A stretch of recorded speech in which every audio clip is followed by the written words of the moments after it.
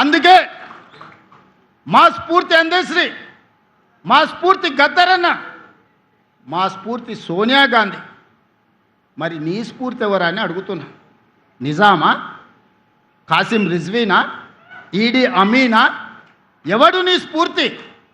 ఏ జాతి నీది? నీ జాతేంది? నీ నీతేంది?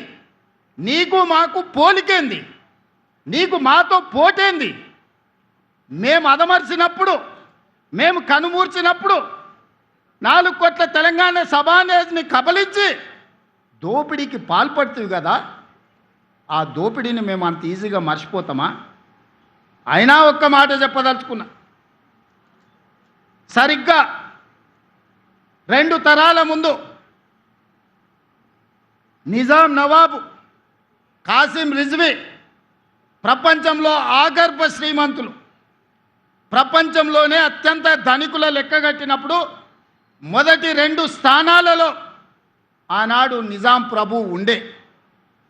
సరిగ్గా 2 తరాల తర్వాత ఒక పారిశ్రామికవేత్త బాగా రాణించి 1000 కోట్ల రూపాయలు సంపాదించినాక ఆయనకు కోరిక కలిగింది. అరే, ప్రపంచంలోనే శ్రీమంతుడైన నిజాం కుటుంబాన్ని కలుద్దాం, ఎవరున్నారు ఆ కుటుంబం అని ఎతికిండు. కలుద్దామని ప్రయత్నం చేసిండు. కకావికలం అయిపోయి చెట్టుకొకడు పుట్టకొకడు దేశానికొకడు దిక్కులేని పరిస్థితి నిజాం కుటుంబానికే పట్టింది. నీ కుటుంబం ఎంత? ఈకలోది తోకలోది. ఇవాళ నువ్వు అనుకుంటున్నామేమో చాలా ఉన్నాయని. ఏది ఉండదు బిడ్డ, బిచ్చమెత్తుకొని బతకాల్సి వస్తుంది. తెలంగాణ సమాజం గమనిస్తుంది. ప్రపంచానికి ఆగర్భ శ్రీమంతుడైన నిజాము 3వ తరం వచ్చే లోపల చూద్దామంటే కూడా దొరకని పరిస్థితి ఈ ప్రాంతంలో ఉత్పన్నమైంది.